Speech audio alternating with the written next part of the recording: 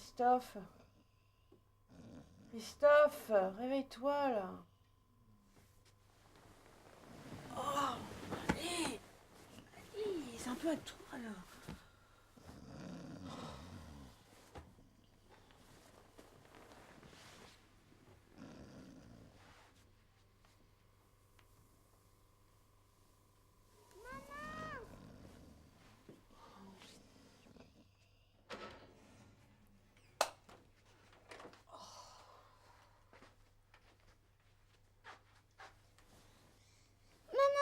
C'était horrible. D'abord, il y avait un drôle de petit bonhomme qui est sorti du placard, puis il s'est approché, sa petite tête de bébé s'est transformée en tête de Non, monstre. attends, ça c'est pas possible. J'en peux plus là. Je sais plus comment te le dire. Il y a pas de monstre dans ton placard.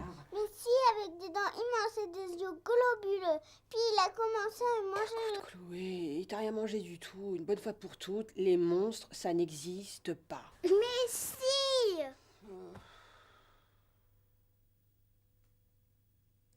Bah voilà, tu vois, les monstres, c'est comme les sirènes, ça n'existe pas non plus. Si tu veux, au départ, c'est juste des bimbos qui sentent la morue, qui vivent sur une île déserte. C'est pas du tout malin, pas du tout des jolies créatures qui vivent au fond des eaux et avec une queue de poisson. C'est comme pour les génies, c'est bidon. C'est même pas vrai, même qu'on en a vu un hier. Ah bon, et où ça? Eh ben à la télé, tu te souviens, fallait frotter une bouteille à un monsieur tout chauve, on sortait nettoyer toute la maison. Mais non, mais attends, mais Chloé, mais ça c'est une pub, une pub. C'est comme pour les contes de fées pour enfants, les BD, les films. Là, tu vois, c'est pareil, tout ça, rien n'est vrai. Je te crois pas d'abord. Eh ben si, c'est comme ça. Et tous les petits personnages qu'il y a dedans, ça n'existe pas non plus. You, Chloé? Mais les princesses, elles existent-elles? Bon, d'accord, les princesses, c'est vrai. Oui, mais attention, hein, c'est pas des princesses comme t'imagines. Ah non, non, non, non, c'est des princesses comme toi et moi. Ah, ouais, alors c'est pareil pour les bébés. Hein. Ils naissent pas non plus dans les fleurs ni dans les choux, et c'est pas les cigognes qui les livrent. C'est beaucoup plus simple que ça. Enfin, je t'expliquerai ça plus tard. Maintenant, tu vas peut-être pouvoir dormir, et moi aussi. Non, je dormirai pas. Oui, et bah tu fais ce que tu veux, parce que moi, en attendant, je veux dormir, alors que j'entends plus de bruit. Allez, bonne nuit.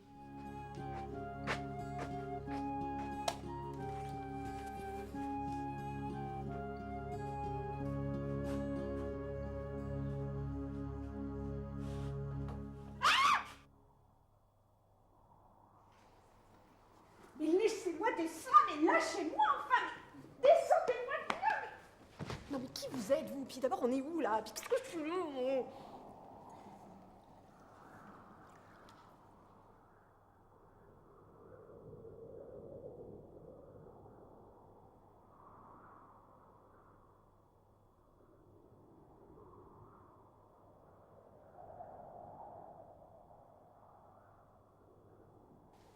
Mesdames, messieurs, le juge suprême du pays des rêves, le grand Apaelus Degus. Ah, mais...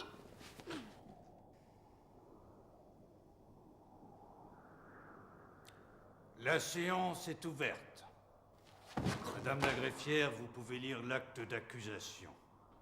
Hélène Philibert, ici présente, est soupçonnée d'avoir anéanti les rêves d'une enfant de 6 ans et d'avoir détruit tout son imaginaire, effaçant du même coup ce qui fait d'elle une enfant.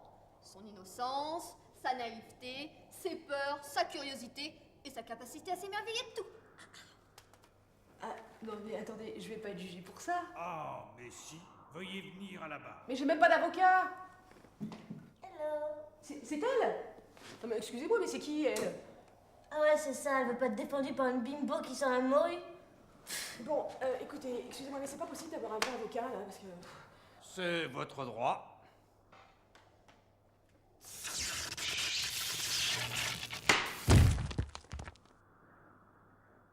Bon, c'est réglé.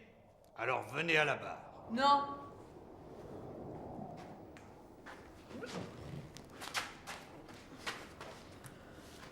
Plaidez-vous coupable ou non coupable? Coupable. Non mais de quoi je me mêle, là? Non mais attendez, moi j'ai rien fait de mal, là. C'est juste qu'il faudrait que Chloé arrête de croire à ses sottises. C'est nous que vous traitez de sottises? Non, c'est pas ce que j'ai voulu dire, mais c'est tout ce qu'elle imagine, là, toutes ces histoires de monstres. Elle a pas besoin d'y croire pour avoir peur. C'est pas compliqué à comprendre, je sais pas. Quand un adulte regarde un film d'horreur, il sait bien que tout est faux, et pourtant, il a quand même peur. Un adulte et un enfant, ça n'a rien à voir. Oui, mais non. Bon, écoutez, c'est pas le problème. De toute façon, Chloé, elle est grande maintenant, et alors surtout, faudrait qu'elle arrête de réveiller ses parents toutes les nuits pour rien. Ah, nous y voilà. La voilà la vraie raison. Dormir tranquille. Bon, je vous ai assez entendu. Retournez vous asseoir. Nous allons passer à l'audition des témoins. Enfin, du témoin. Faites-le entrer, je vous prie.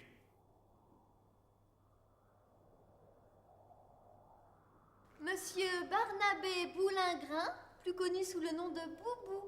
Il est l'ours en peluche favori de la victime.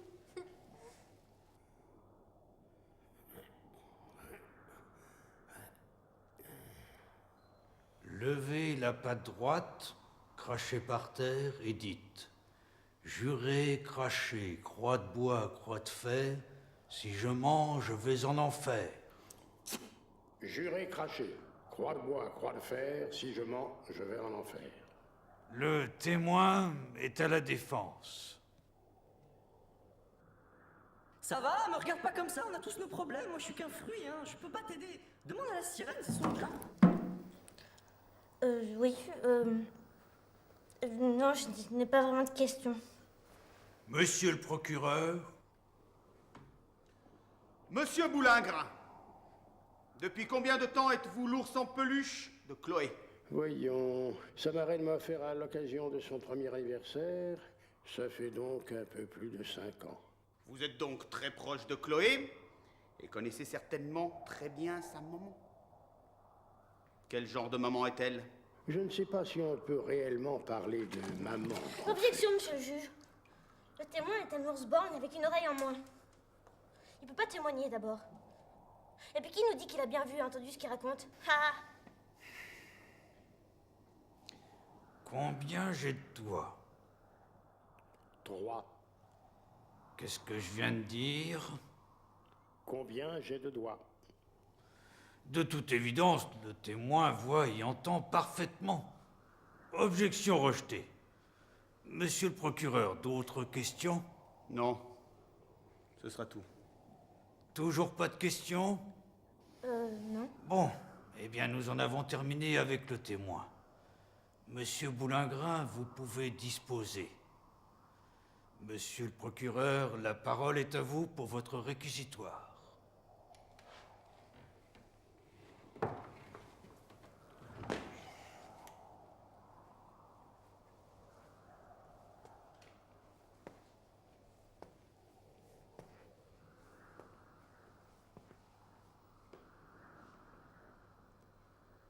Dans le monde réel, les enfants finissent toujours par devenir de plus en plus terre à terre. Malheureusement, ils cessent de croire en leurs rêves, de croire en leurs cauchemars, de croire en nous. Mais tant que cet instant fatidique n'est pas atteint, tant qu'ils n'ont pas atteint cet âge de la déraison, je dis bien aucune maman n'a le droit de les faire croire en quoi que ce soit. Cela n'a aucun intérêt. Et ça pourrait avoir des conséquences terribles. En effet, la déception d'une enfant qui voit s'envoler tout ce qui la faisait vibrer peut entraîner une lassitude précoce.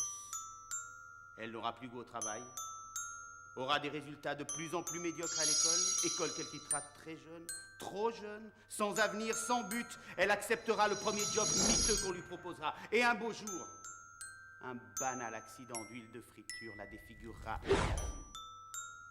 Elle sera délaissée par tout le monde, de plus en plus isolée. Elle disparaîtra un beau jour sans que personne ne s'en aperçoive. Tout ça à cause d'une mère indigne qui ne se soucie guère de sa fille. Ces actes sont d'une cruauté extrême et méritent un châtiment exemplaire et conséquent. Je suggère donc de la soumettre au supplice de la planche et de la jeter en pâture au requin. Voilà. Hein? Votre plaidoirie, je vous prie.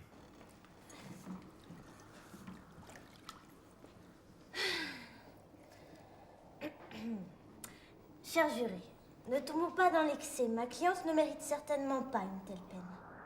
Certes, elle a commis une erreur. Certes, elle n'est pas une maman exemplaire.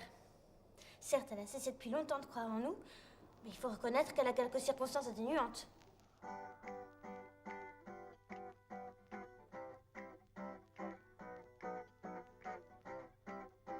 Quand Hélène était enfant, elle aussi pensait que le petit oiseau allait réellement sortir de l'appareil photo. Compagnie sur Antenne 2, vous retrouverez à 23h20 l'excellente émission de Jean-Patrick Charmetin qui nous propose ce soir une rétrospective sur la vie extra. Donc la dame de la télé pouvait la voir dans son salon. Hélène, tu ferais mieux de faire tes devoirs au lieu de rester plantée là à regarder la télévision. Allez, dépêche-toi.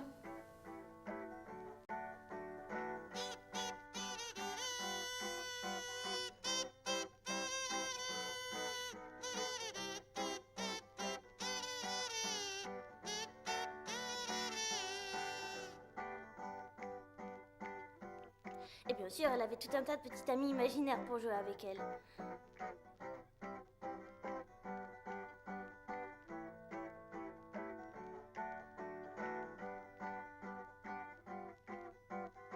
Mais elle aussi, on a voulu la faire grandir trop vite.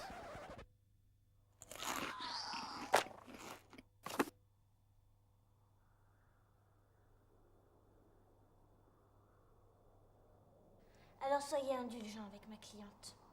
Tout le monde fait des erreurs, sinon il n'y aurait pas de gomme à l'autre bout des crayons. Alors laissons-lui une chance. Et souvenez-vous qu'Hélène Philibert est avant tout une victime, elle aussi. C'est pourquoi je réclame la relaxe pour ma cliente. Bien. Mesdemoiselles, messieurs les membres du jury, veuillez délibérer, je vous prie.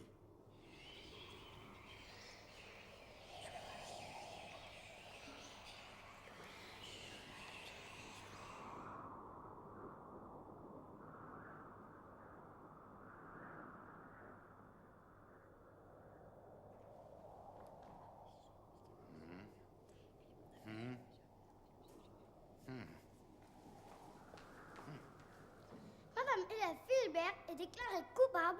Elle est condamnée à se transformer en jouet chaque fois qu'elle se conduira mal avec sa fille. Est-ce que c'est clair? Pas vraiment, non. Peu importe. Tenez-vous à carreau et il ne vous arrivera rien. Bon, maintenant, disparaissez.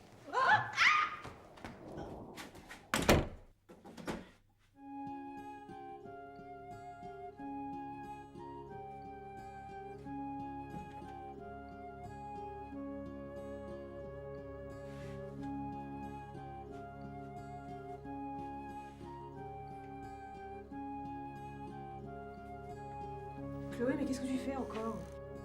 Je vais te prouver qu'il y a un génie. Oh, non mais arrête de rêver, je t'ai déjà dit que personne sortirait de ce flacon.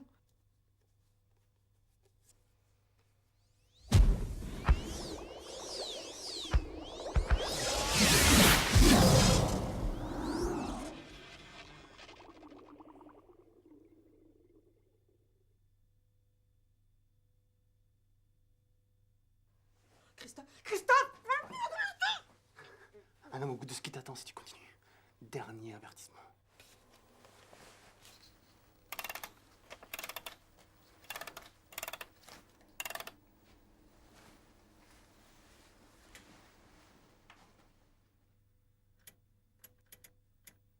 Tourne, tourne la clé des songes, tourne-la dans mon dos en bois. Les songes ne sont pas des mensonges, tourne la clé, je fais un pas. Tourne, tourne la clé des songes, tourne, le rêve n'est pas de bois. Car au réel, quand il nous ronge, tourne la clé, je fais un pas. Tourne, tourne la clé des songes, tourne-la dans mon dos en bois. Les songes ne sont pas des mensonges, tourne la clé, je fais un pas. Tourne, tourne la clé des songes, tourne, le rêve